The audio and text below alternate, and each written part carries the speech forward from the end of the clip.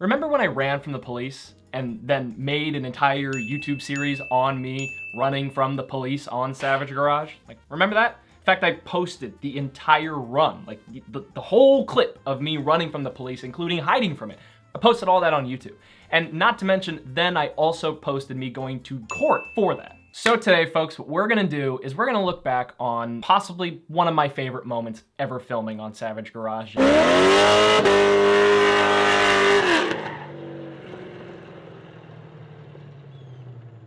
But for those who have no idea what I'm talking about or who I am, hi, my name is Jimbo. Something I've wanted to do recently, and it's mainly because I enjoy watching this content so much. People like Cody Co, PewDiePie, people who do commentary, satire, and react to stuff. All that stuff I've enjoyed watching and I've grown up watching on YouTube. So today, folks, what we're gonna do is we're gonna look back on possibly one of my favorite moments ever filming on Savage Garage. And that was when I ran from the police back in October of 2020. And this was our rally, Savage Rally. And it was an amazing time. I think we had like 50 or so cars. I mean, it was a lot. And it was also the first year that, Randy had gotten the Pagani in 2020. And we took it right after Gold Rush onto Savage Rally.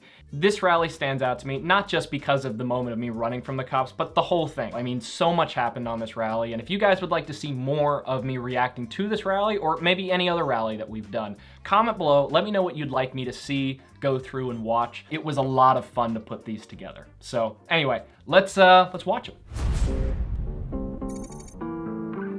Presented by Off the Record. And that is something I'll tell you everybody said in the comments. I do remember this. Everybody said like what a phenomenal sponsor Off the Record was for this rally. And I could not agree more. Off the Record, Dan, I love you very much. Please sponsor our next one.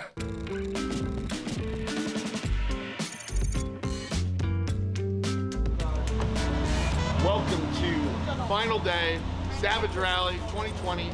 We are heading to Carolina Motorsports Park.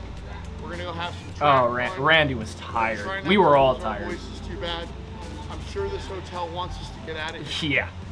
We're excited That about chuckle right there, there is so much more behind that nobody ever saw. Put it to you this way, that hotel will never have us there again. Never, ever, ever. They will never allow us in that hotel again. Morning, morning, good morning. We going now? Say good morning. I did. Yeah. Oh, I remember this. Randy, I know you're watching too. You said, we said good morning. Yeah, we're going now. No, I said morning over there. You said morning to me. Did you record all that? Morning. Morning, morning. I said hi to you, Randall. And yes, Gorilla Tape truly does that, and Gaffer's Tape fixes all problems. When people wonder why I have so much of this, it's because it's one of the few things in my life that actually consistently works. Here, I'm the rolling sales pitch for Gaffer's Tape. All right, Power Gaffer's Tape. You can take it out, it's easy to tear. This tape will hold anything on, it's easy to take off, it doesn't leave residue. It's as strong as duct tape, Gorilla Tape, all of them. And you can get it in whatever color you would like, including camo.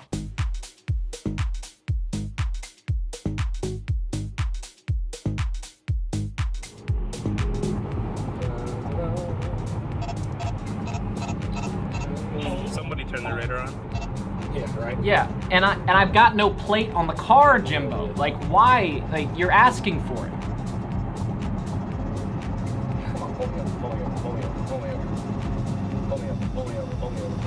Nobody says this. I don't think he cared. Come on. He's getting off the exit. Oh, perfect. Yeah, he's just like not worth the effort.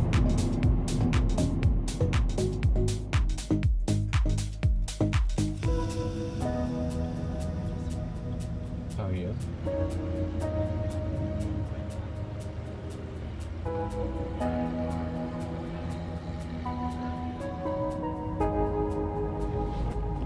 Stuck right there. What have we got going on this morning? This morning, we've been racing down the highway, and actually, we just heard over the radio that the Audi RS6, who has a scanner in it, just heard over the scanner that Oh, it was yeah. a camera car. That scanner. at one point was in Randy's Urus that he had in 2019. I don't think we ever got it to work correctly. It was some Uniden thing. Every now and then we would take the time to manually put in where we were to hear police chatter. And at this one point, I guess whoever was driving the RS6, I think it was Choi, I guess he got it to work and he recorded the police like looking for a camera car. One of the vehicles is a camera vehicle. No further, no further, down that 28. Yeah, he was right behind it. Oh, racing the RS6.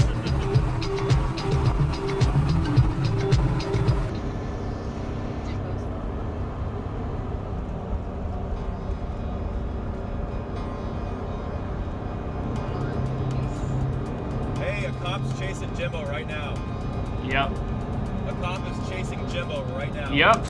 When I was going to the track, like we were hauling ass down the road to get to this track, and I was leading. I was the first car in this particular group, and behind me was the Diablo. Tanner was driving the Diablo with Steph, and Steph was filming here, and I don't know why necessarily she was filming. Whatever the reason was, I'm glad she was filming because she happened to catch a glimpse of the only shot we have or any like proof that this was real and wasn't faked, because a lot of people thought that we faked this. But regardless, it was extremely lucky that Steph had been recording on her phone and saw that cop, like he was passing in the oncoming lane trying to catch up to me, and I was gone. So anyway, you look here, you could see, yep, right there, passing in the oncoming trying to catch up to me.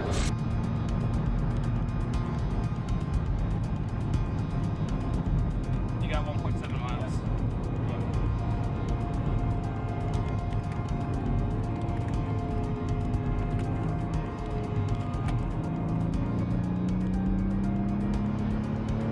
He is still chasing you. You got 1 mile to the So I don't mean to interrupt it, but this is another reason people thought this was fake, is because like you had a whole team of video people with you, and the guy that was filming you running from the police looked like he had Parkinson's. You know, like the camera, it was horrible. And the reason for that is because the person riding with me, Mark, he's not a camera guy. He came because he was essentially a PA for Jacob from Golden Peaks. Jacob was in the camera car. And you might think in your head, well, why didn't you have a videographer with you? And the answer was just, it didn't work out in the morning. We had already put people in cars, people had left. So Mark rode with me and I gave him this camera right here, actually, SG A5101. This was the camera that Mark was holding right here. And it's this little handheld tripod. The nice thing, the way I have this camera set up is you turn it on, you press record, and even if you have no clue what you're doing with the camera, you'll still get a halfway decent result. You know, as long as you can hold the thing, you'll get video that's usable out of it. And even though that didn't work out terribly well here for Mark, the reason why, part of it was because camera's in one hand, he's trying to film the rearview mirror and at the same time hold his phone looking at the directions. I don't blame him for any bad camera work or anything. He did the best he could. I gas another car. clear road now. Oh, I forgot about this clip. I didn't realize they got behind the cop.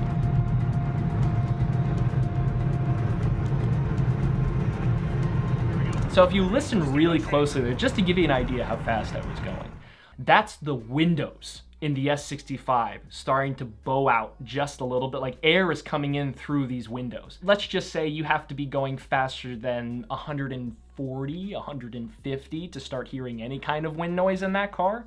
Straight. It's like right here. Right here, right here, right here. Right here, right here. Oh, and then I slammed on the brakes. I felt the brakes not doing it. I was like, oh my God, this is scary. Right there, right there, right there. Nice. Just floor it. Because he's gonna see you.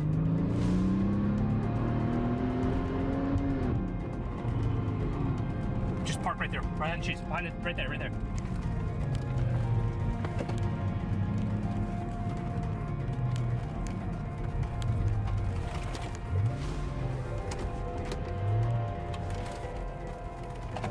Get out of the car. So get out of the car. Scared out of our minds. Then we're running.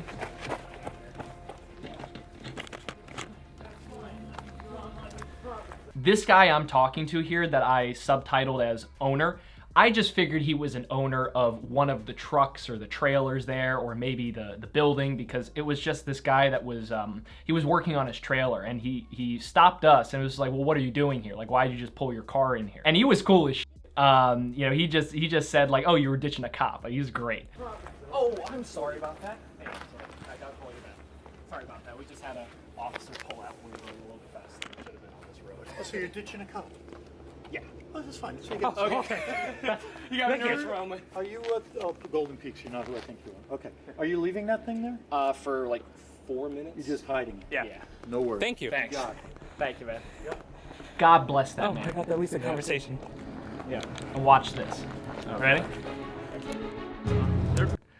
Oh, I didn't show it in this video. I thought I did. Oh, wait, no, I subtitled. Oh, God, that's him. On the left of the screen here, there was a warehouse. And that warehouse I went into, I hid in there. I just hid in the bathroom. Because I figured, you know, that's a halfway decent place to hide. And I gave the keys of my S65 to Mark. Now, when we were walking here, as I'm walking into the warehouse, and Mark, if I go into the warehouse and then Mark goes to the rest of the track, the cop had just pulled onto the main road. So when the cop pulled in, he didn't know where my car was. He started asking the people at the track, he said, do you know, like, did you see a blue Mercedes, like, come in here real quick or something like that? You know, he asked, like, where the car was. And of course, all the people that were there on our behalf, because at this point it had already gone through our WhatsApp, and, you know, most people knew that I had just run from the cop. Everybody wasn't saying shit, like, I have no idea, I hadn't seen anything. So the question becomes, how did this cop figure out where my car was? It was hidden behind these trailers. Well, this is what we found out a few months down the road from somebody else that was at the track. This older gentleman said to the cop, oh yeah, I saw that car come in here. He came in here way too fast into my track. Would he have probably found my car anyway? Yeah. I mean, if you walk around the track for any period of time, or hell, if you just look on the road and just see where the tracks went, you'd probably figure it out. But regardless, that's how he figured it out. So now we have the coming up next, and I already know I'm going to get goosebumps from watching this. We got no guns, no ill will. Let me handle my business. Turn around, put your hand behind your back, you're under arrest.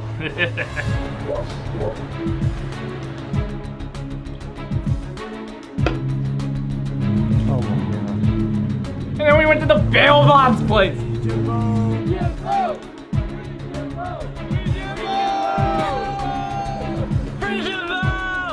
Oh my god.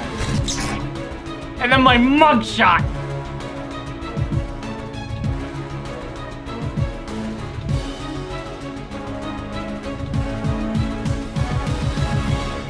So I'm on. Yeah. I could see why people would think this is fake, because it's almost too reality TV. And it's funny because when people say reality TV, like, the first thing they think of is kind of like scripted, like Keeping Up with the Kardashians or something like that. I could not wipe the grin off of my face editing this video. Like, I felt like I was editing a feature film.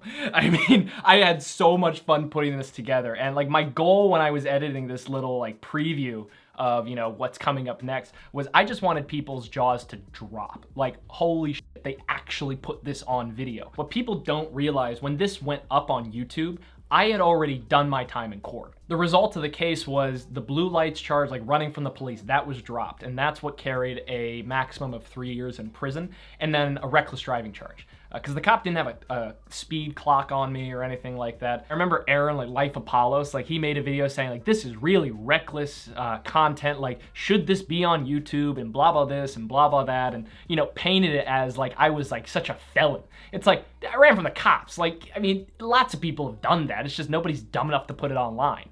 The only reason I put it online was because I was essentially, it was this situation. We were making YouTube videos. This is what I do for a living, so I'm not worried about, you know, losing a corporate job because I have something on my record. Making YouTube videos is what I do. Like, it doesn't matter what my record says. Now, the thing is, I know some people will construe that as like, oh, well, that's why you did it, right? That's why you ran from the cops, because you wanted this to be a YouTube video. And the answer is no, I didn't. This is the only time in my life I've ever run from the police. I'm one of those people that will always tell you, like, don't run from the cops. If you pull over, if you have the balls to pull over going north of 130, 150 miles an hour or something crazy like that on the road, the cops are more surprised you pulled over at all. Like, this cop, like, he said to me multiple times, like, if you had just stopped, I would have just given you a warning. So the question then becomes, why'd you run then? If your instinct is to not run from the police, that's what you firmly believe, then why'd you run from the cops? The answer is actually very stupid, and it's because of something my buddy David Lockhart had said earlier that day. Lockhart that morning had said to me, you know, these cops in the Carolinas, they don't fuck around. Like, they will throw the book at you.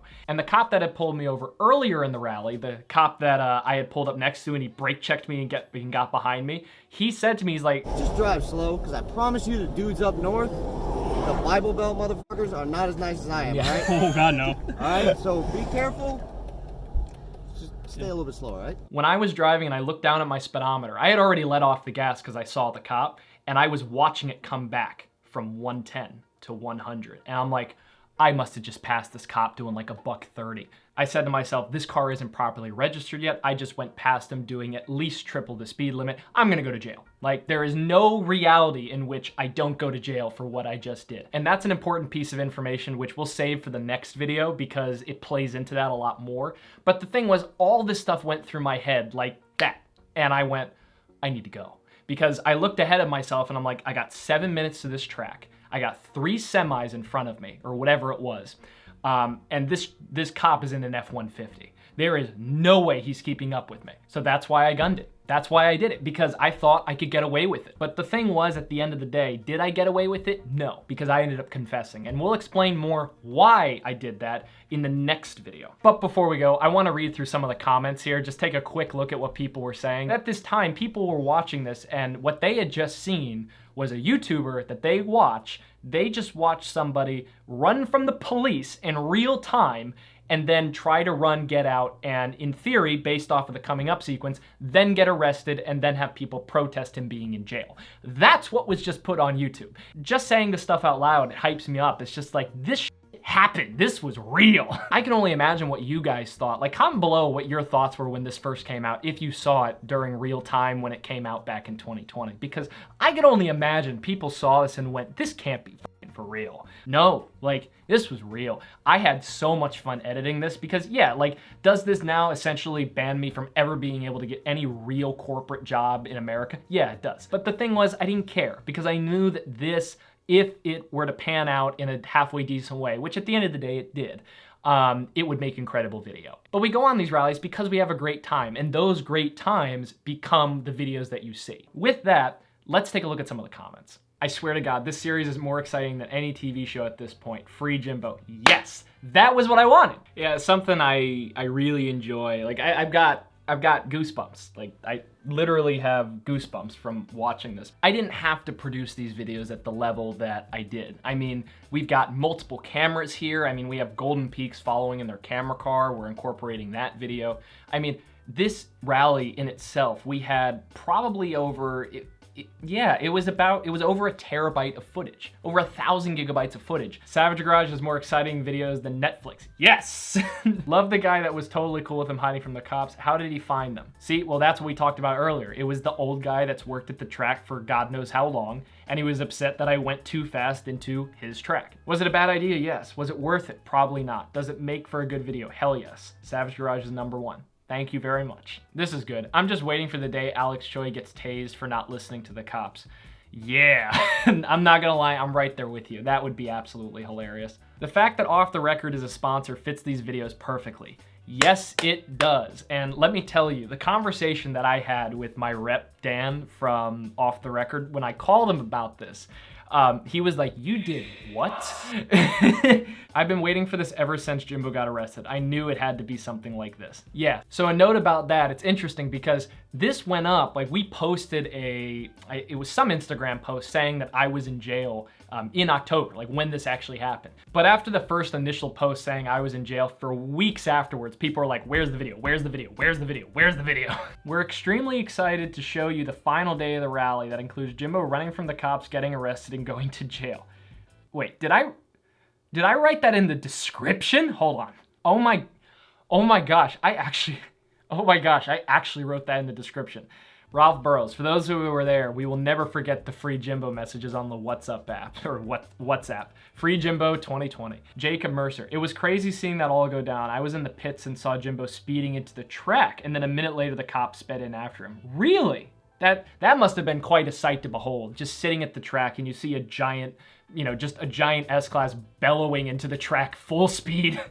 Like, that must have been nuts. So folks, I'm gonna end it there. Next part, we'll talk about me getting arrested, watching that whole series, do the same thing and look at the comment section and react to all the stuff that happened. And there's also a lot of small things that I do wanna talk about, including the nasty letter that we got from Carolina Motorsports Park after this video went up, like it was a couple months after.